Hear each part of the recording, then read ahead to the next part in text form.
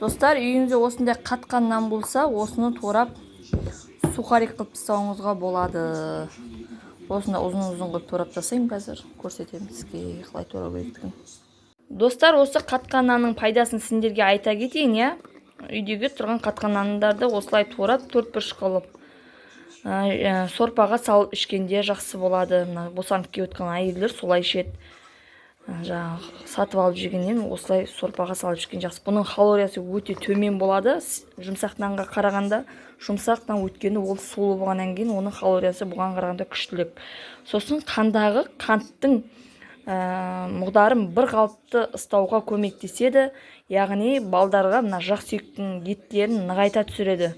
Бұның ешқандай зиян жоқ. Қатқан нандарды осылай қылып жеуге болады.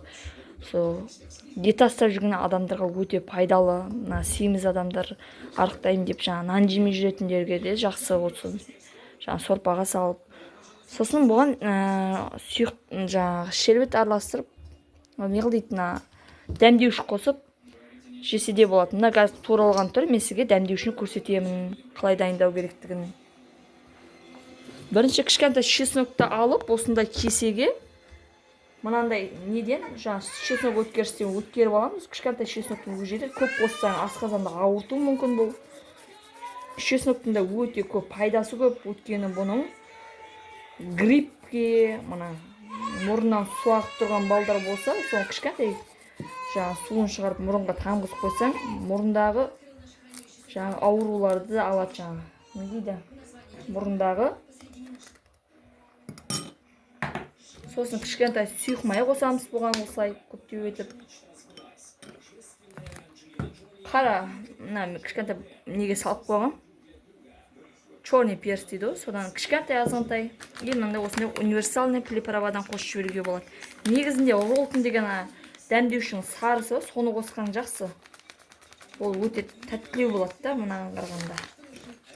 Сосын кішкене тұз саламыз, кішкентай тұз саламыз, осылай азғантай. Сосын араласып, үстіне құйып, сосын балдар жақсы жейтін болады, достар. Негізінде диета ұстап жүрген адамға осылай жеген жақсы болады.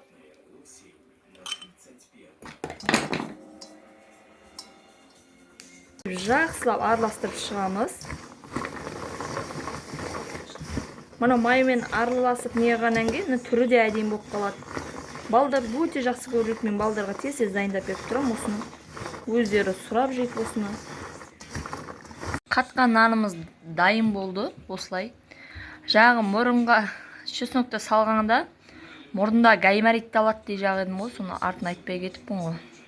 Пияздың суы мен чесноктың суын екеуін шығарып мұрынға тамғызып тұрсаңдар, қыстың күні әсіресе осы жағдайларда мұрындағы гайморитті алады.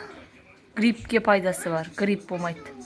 Тамақ жеп отқаныңызда бір чеснокты күніге тамақпен қосып жеп тұрсаңдар да, гриппке өте пайдалы. Достар, істеп көріңдер.